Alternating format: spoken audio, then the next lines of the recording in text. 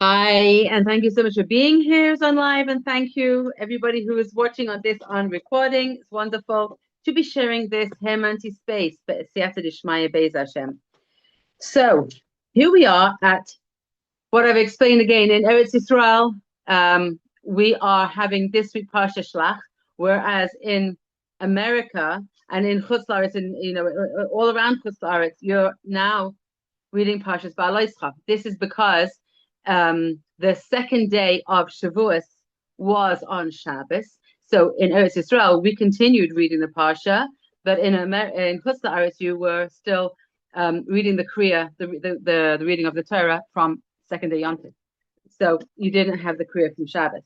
So that's why we moved forward with Parshas, and Parshas Matos Masai in the middle of July, we will go back to being on the same schedule. So we're talking about the great Nisayon that took place with the Meraglim. Hi, thank you for coming in. You know, I forgot to put my air conditioning on, so excuse me 1 second. It's really hot here. 1 second.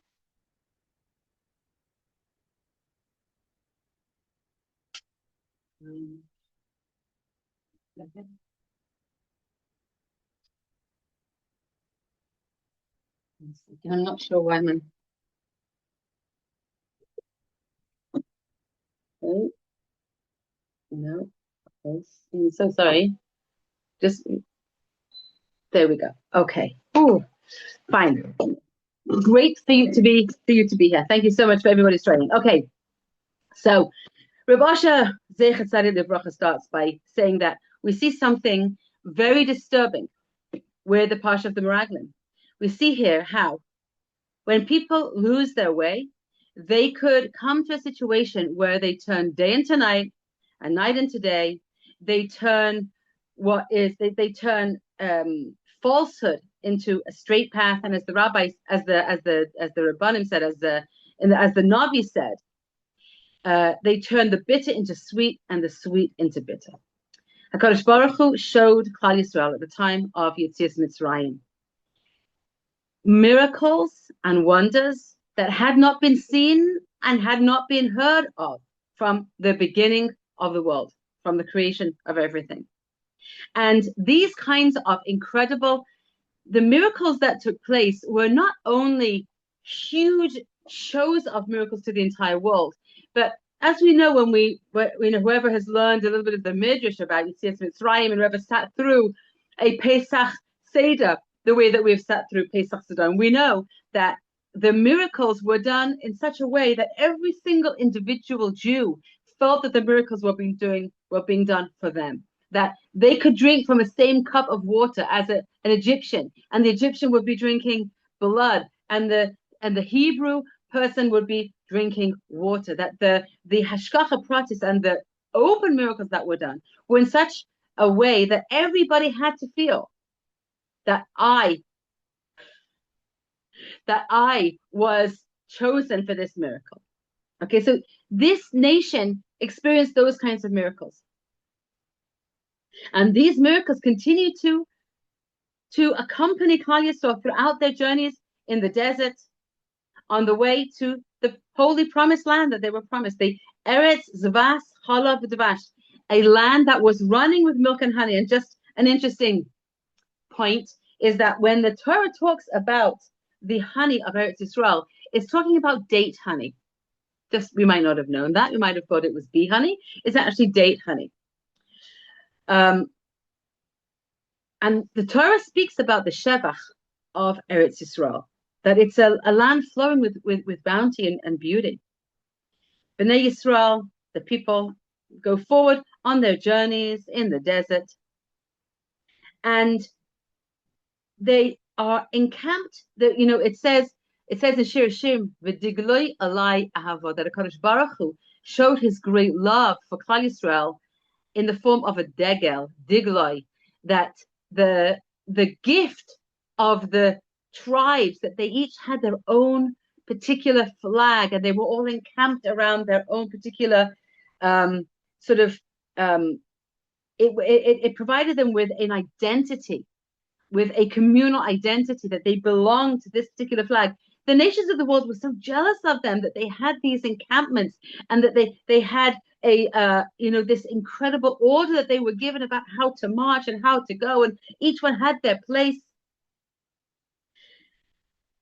The nations of the world were incredibly jealous of the Hashgacha Pratis and what they saw, and how Christ were arranged. This was something that had never been seen before. I mean, now, we see nations of the world, their armies march with flags. Where did they get this idea from?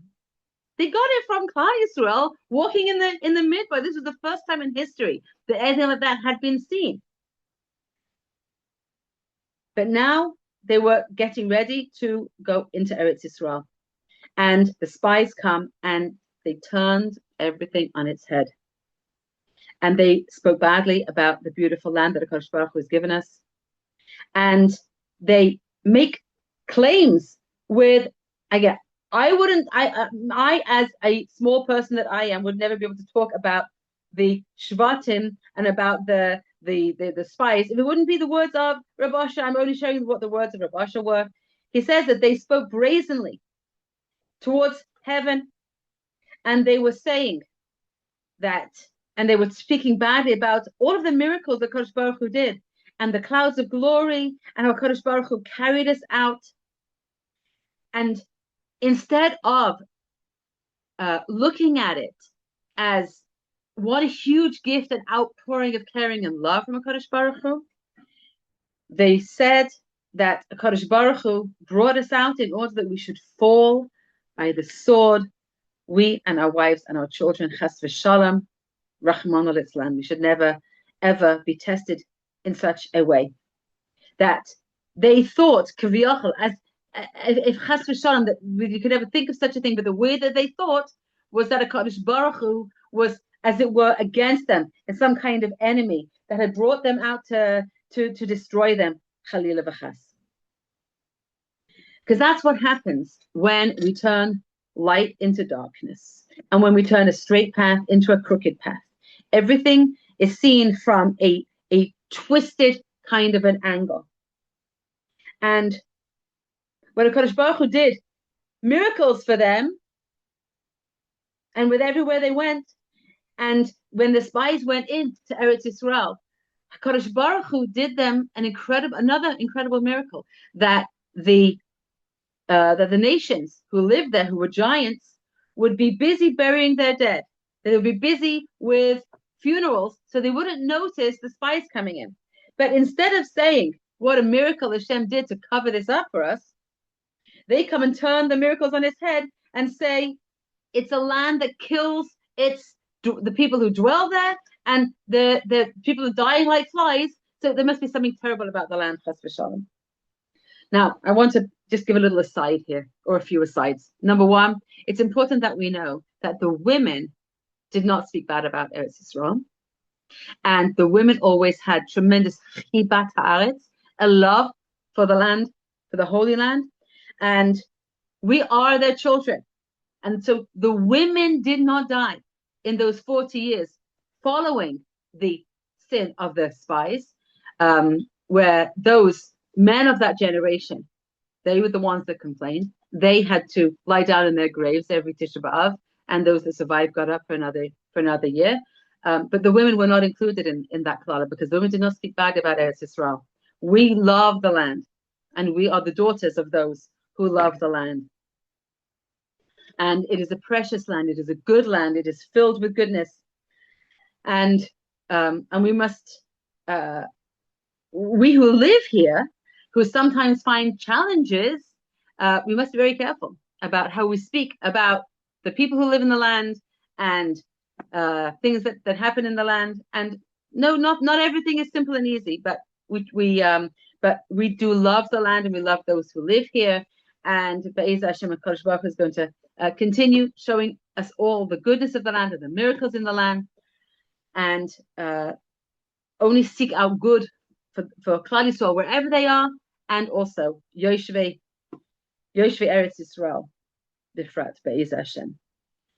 So the Yetzer Hara that came up upon them was a Yetzer Hara of fear. And we can here begin to learn a lesson about the Yetzer Hara. That the Yetzer Hara has many, many different appearances. He shows himself in many, many different ways. And if we think that we've got him in a corner from one aspect, he's going to show himself in another way. I had a fascinating conversation with a client this week who in the beginning of our session, it was fascinating because she was talking about how what does Imuna mean in terms of the outcome of everything. So I know that the outcome of everything is only in Hashem's hands, and that we only do Hishtadlus. But does that mean that we even do anything? And so we had a conversation about how, clearly we don't move our own hands. HaKadosh Baruch Hu gives us the strength in our hands to be able to move. If a person is skilled in something that they do with their hands, a surgeon or an artist, HaKadosh Baruch Hu gives them that skill in their hands. They didn't create it for themselves. Not only that, we didn't give ourselves our brains. We didn't create our brain or our mind. Or a cookie maker, exactly. Somebody who makes fantastic cookies, like one of our beloved community members over here makes outstanding cookies, all right, and is tremendously artistic. I actually received some gorgeous cookies as a gift from her once. We didn't create our minds. We didn't create our creativity. We didn't create our souls. We didn't create the nature that we have to want to learn. This is a gift from HaKadosh Baruch Hu. So the fact that we have a thirst to learn Torah, HaKadosh Baruch Hu gave that to us as well. So in the Torah of Rabbi Asher, what then is left in our hands? What do we have any credit then for anything? And Chazal teaches very clearly, Hakol b'yedei Shemayim, chutz miyiras Shemayim. Everything is HaKadosh Baruch Hu's hands, except for the fear of God, except for the awe, except for the awareness. That's what it means. The awareness that everything is HaKadosh Baruch Hu. That's what that means, that the awareness that everything is HaKadosh Baruch Hu, that's in our hands. To say, I didn't create my brain, I didn't create my mouth, I didn't create the words that I say, I didn't create the capacity that we have to be here at this moment and share a thought of the Torah together. None of this was created by us. Hashem gave us an idea, we followed through with an idea.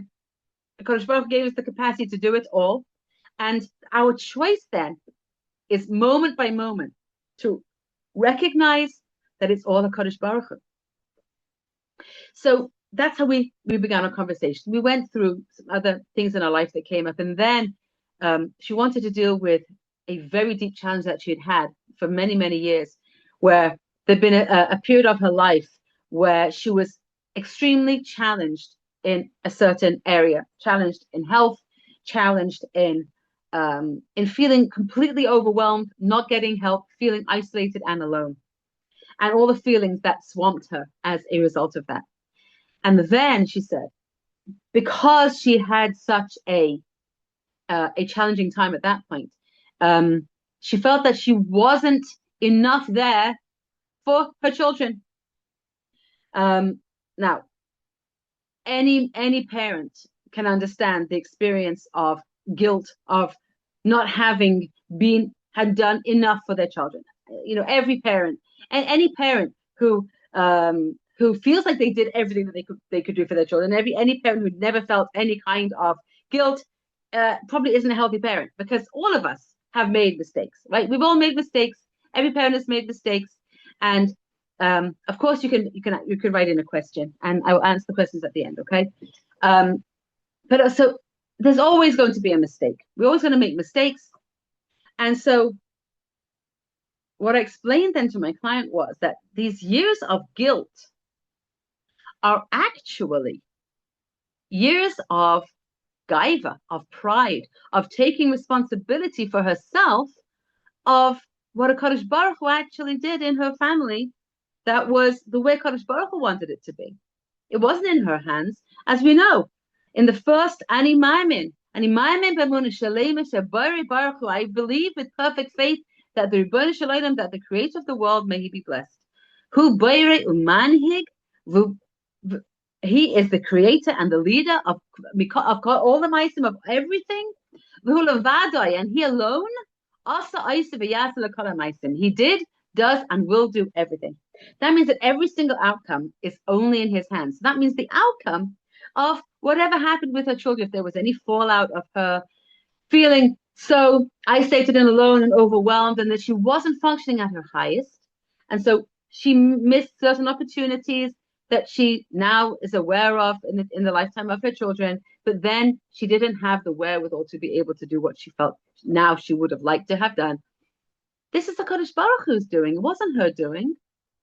And so sort of claiming the outcome for herself is a form of pride. Well, as soon as she realized that the guilt was actually covering up pride, she was able to release it right away, because guilt somehow feels much more an acceptable feeling than pride. We don't want to be accused of being prideful, but feeling guilty, feeling ashamed, feeling fearful, all of these things are more acceptable. So what we have to understand is, I am not saying that we're not allowed to feel fear, okay? It's an understandable human feeling. And to feel guilty is an understandable human feeling. And to feel loss or to feel shame, okay, whatever we feel is an understandable feeling. And at the same time, okay, we need to ask ourselves, okay, what part of this is the Yetzer Hara? What part of this? And not to blame ourselves having Yetzer Hara, and not to assume that everything is Yetzer Hara either, but to simply and honestly sit down with somebody who cares about us and make a little bit of an accounting. So here we're talking about fear. It says, the Rambam brings down in Hilchas Milchamos, in the laws of going out to war. He says, if a soldier who's out at war frightens himself by picturing what's going on in war, and imagines and fills his mind with the pictures and sounds of what goes on in war, if he frightens himself, then that fear that he has could actually inflict the other people in his platoon, because fear, especially in war, is can spread among the ranks. And then he could even be goyim lamapalis. He could actually bring about that they could fall in war because of his fear, because he imagined the things that were attacking him, that he allowed his imagination to get carried away, and he didn't use his imagination to experience and feel his trust in a Kadosh Baruch Hu. Now, we're going back to the teaching of Rav Abraham J. Twersky, who teaches us that there is that there is a difference between a thought and a hirhor, a machshava and a hirhor. The original thought of something scary. Someone sees something scary in war. Okay, somebody goes out to war. Somebody has been in war and had a vision of something. Half of the nation of Klal Yisrael, those that went out to battle to fight, are now suffering from complex post-trauma now, and are needing tremendous amount of healing from the trauma that they went through over the last couple of years. And HaKadosh Baruch Hu should send a healing to everybody that needs it, wherever they are, all around the world. And we're giving this class for Shalema for one of our community members, for Ezras Hashem, for Siyata D'Shmaya, and for Shalema. And together with that, when we understand that fear can be a Yetzer Hara, that the initial thought, we're not guilty for an initial thought, but if we are maharher, if we take a frightening thought and then we sit with it and we keep thinking into it, and then we review it and we meditate deeply into that fearful thought, and we create a nightmare in our minds, that's giving into the Yetzer Hara of fear. We're not guilty for a thought that comes into our mind that's fearful, because that can happen to anybody. But it's what we do with that original thought. It's if we stick with it, or if we say, I am not going to get dragged down by fear, even if it keeps coming back 10 times, 20 times, 30 times, 100 times, as many times as we need to do it. That's our avoda of the moment. Our avoda is to grow in emuna and bitachon. And if this particular moment, the Yetzer Hara is coming with fear of what's going to be, fear of how am I going to have the resources, fear, whatever the fear is, even if it keeps coming back, our job is to say, yeah, I felt a moment of fear there. Yes, I had a fearful thought. And I'm going to strengthen myself in emuna. I'm going to let myself know the fear. I'm going to notice where it's coming from. I'm going to take action based on what's coming up inside to protect myself.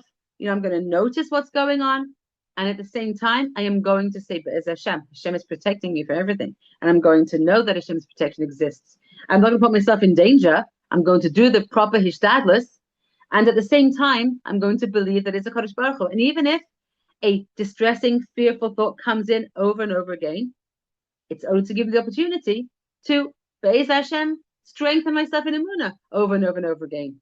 And if it seems to be so overwhelming that I can't manage it, I'm going to reach out for more help, whether it's with therapy or medication or whatever I'm going to need in order to help me to manage my thoughts.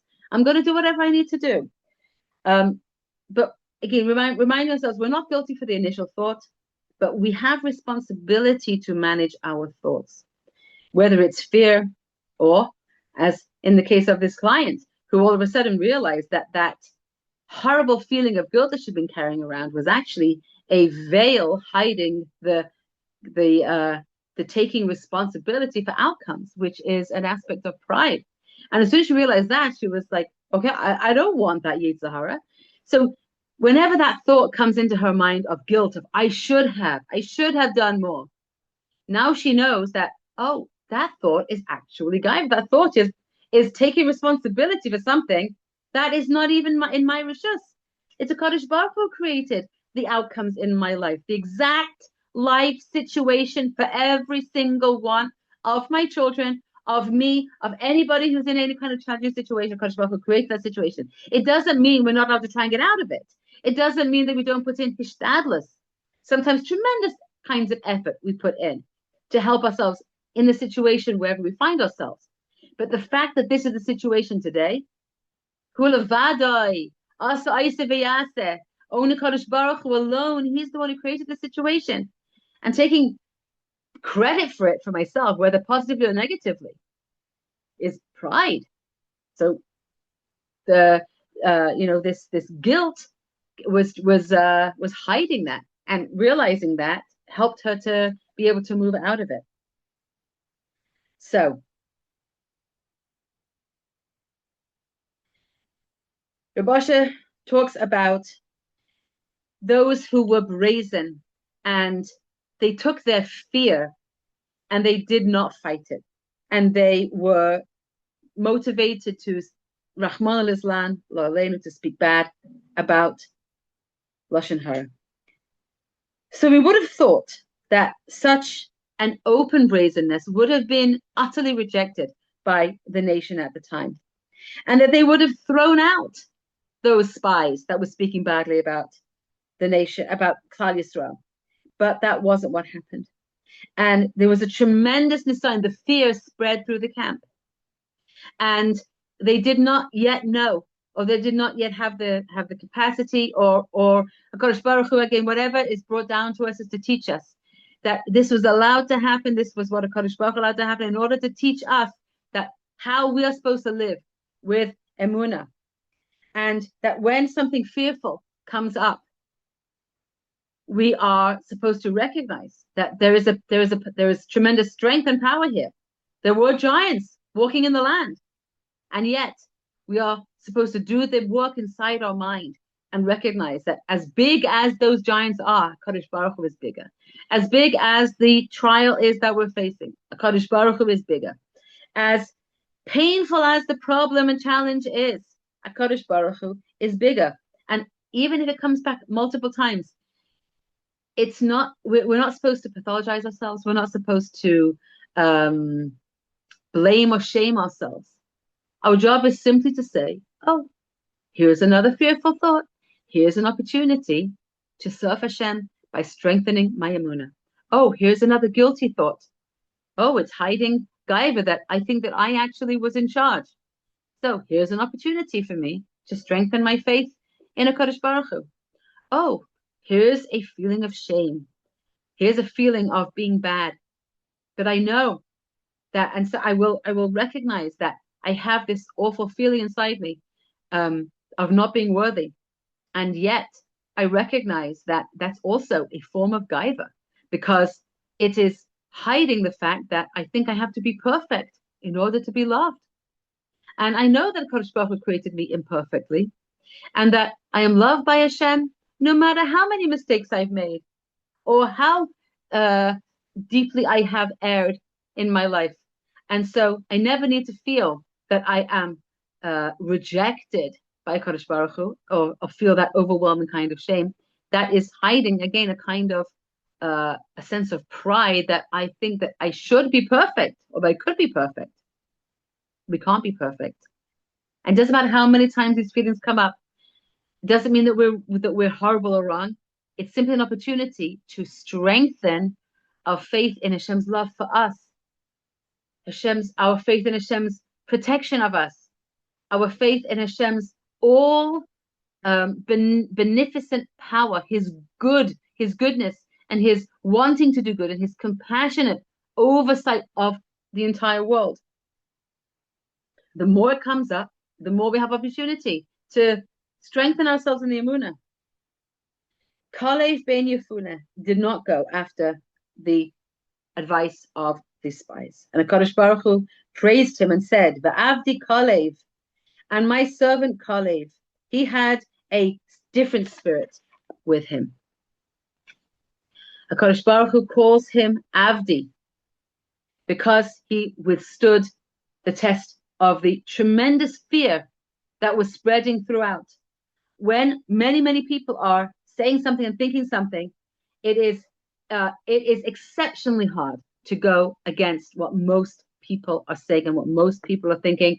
And it is the very rare person who can go against what so many people are thinking at a time of trial. And there are, unfortunately, there are all kinds of people in the world who will turn light to dark, not only when it comes to HaKadosh Baruch Hu, when it comes to other people. People who, when they look at others, they are so unable to witness the good in another person.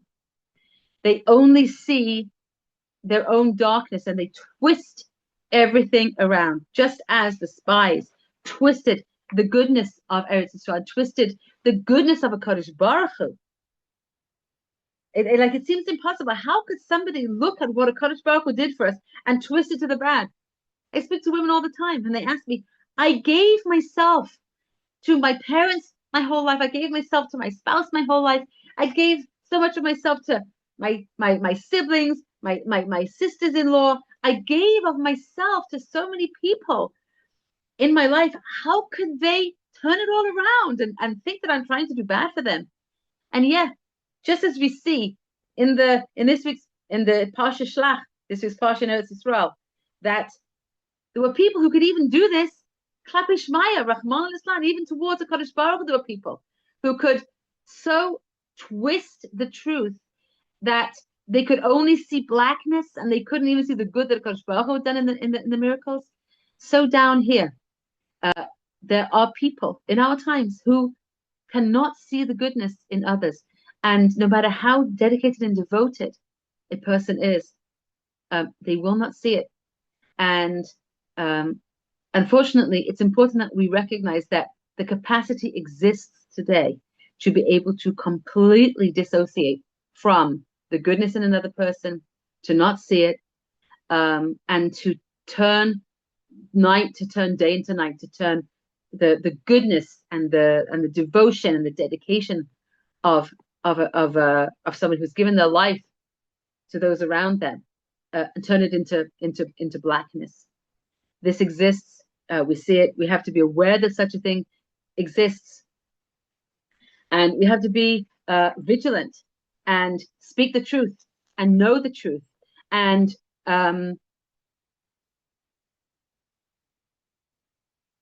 simply to understand that the darkness inside people, the darkness existed from the time of the spies.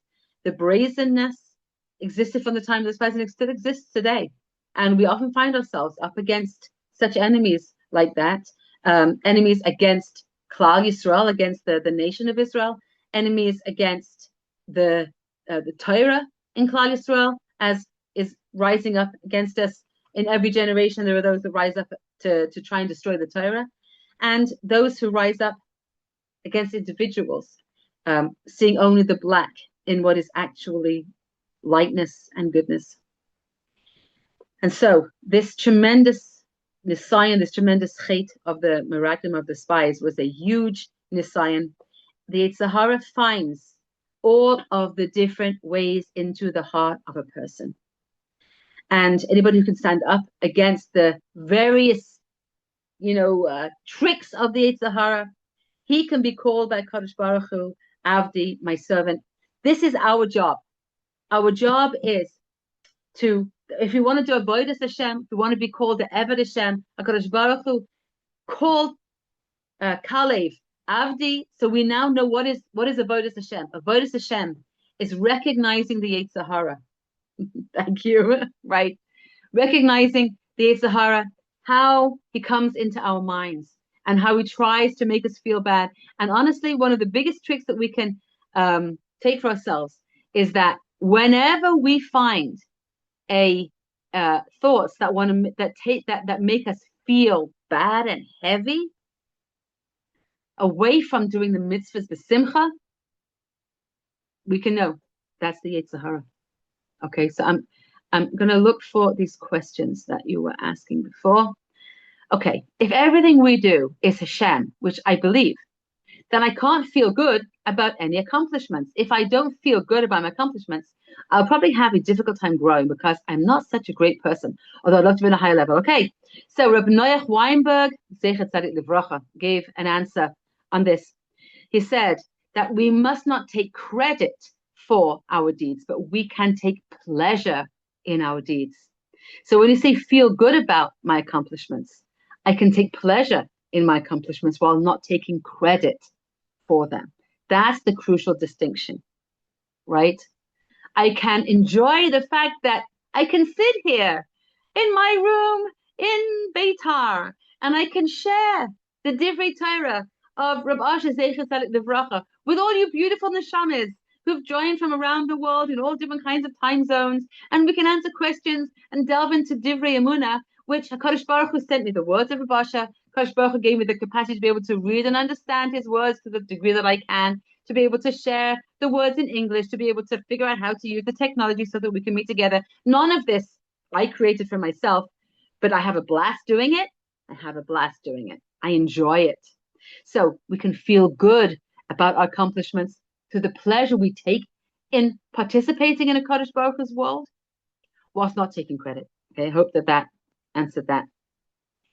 Every time I think of the lost closeness that I have with my children, I go through a whole pattern of all the decisions and choices that I made, like a whole script. Of course, we have to come to the end, and the end is Kadosh Baruch Hu is in charge. We know all the stories, and good for you that you know the scripts and you know how to answer them. Okay, good for you. The problem is you never know the truth about a person. Hear it from them. People can say horrible things that are not true about someone for ulterior motives or out of misinformation. Absolutely. It is exceptionally hard to know the truth, and really all we can do is really try hard and speak to people who have experience, who are objective on the outside. Okay, we need to speak to objective people who are on the outside, who are experts in complex personalities. And most people aren't. Okay, most people are not. Most therapists, I have to say this, most therapists aren't. And again, I have to quote what Rev Mordechai Twersky told me that I have to tell people. Rev Mordechai Twersky told me, you have to tell women that if they have been living with a challenging personality, whether it's their parent, whether it's their spouse, whether it's their sibling, whether it's their sister-in-law, you have to tell people they're not going to change. You have to tell people they're not going to change, because the hope that they will change is what keeps people stuck for so long. When we realize they're not going to change, doesn't mean we have to exit the relationship, but it means that we have to plan for the fact that they're not changing, and therefore put into practice whatever needs to be in place, considering the truth is that they are not changing. So if I know they're not going to change, what then will I need to do for myself and for anybody else who's affected, rather than waiting for the day when they may wake up and change? It's hard not to compare our lives to others. It feels so challenging not to. Of course, it's so challenging not to. Absolutely. And the HaKadosh Baruch Hu has created so many ways for us to feel isolated in our own nisayon. There are those who are older singles who never married, and there are those who are so physically challenged that they can't ever marry because they're just so struggling with their life and health. There are those that married and have dysfunctional marriages. There are those that marry and have wonderful marriages and are waiting for children. There are those that waited a long time for children and then, Rahman al-Islam, have challenging children in all kinds of ways and don't have nachas from them. There's so many ways, and that's just the headings, and then each one of those with the different subheadings. And if we all had, I know I've mentioned this before, but it's sometimes good to think about this. If we all had the same challenge, then that wouldn't be called a challenge anymore. That would just be life. But because the HaKadosh Baruch Hu has broken down life into so many ways, that there's so many different ways to have challenge, and the HaKadosh Baruch Hu lovingly gives us exactly what we need through the pain to grow close to Him. I was guiding one of my clients through a process this week where she was at a point where something incredibly painful became clear to her. And she was asking about how, to feel close to Hashem, that you wanted to feel close to Hashem. And I explained to her, it's on the other side of feeling that pain. We have to go through the process of feeling the pain in order to be able to come out the other side and receive on a very deep level our own deep intuitive understanding of why Kodesh Baruch has brought me here. It's not an intellectual understanding. It's something deeply intuitive that comes after we've allowed ourselves to actually sit with the pain. And so, to her credit, she sat for 5 full minutes, allowing herself to fully focus on the pain that she was in and had been carrying for so long. And lo and behold, after 5 minutes of sitting with, it's incredibly challenging and incredibly brave to be able to sit with the pain. But after a full 5 minutes of doing, which is quite a long time, it doesn't sound like a long time, but it is, to sit with the truth of an emotional pain, she was able to sense a new truth within herself about her relationship with the Kodesh Baruch Hu.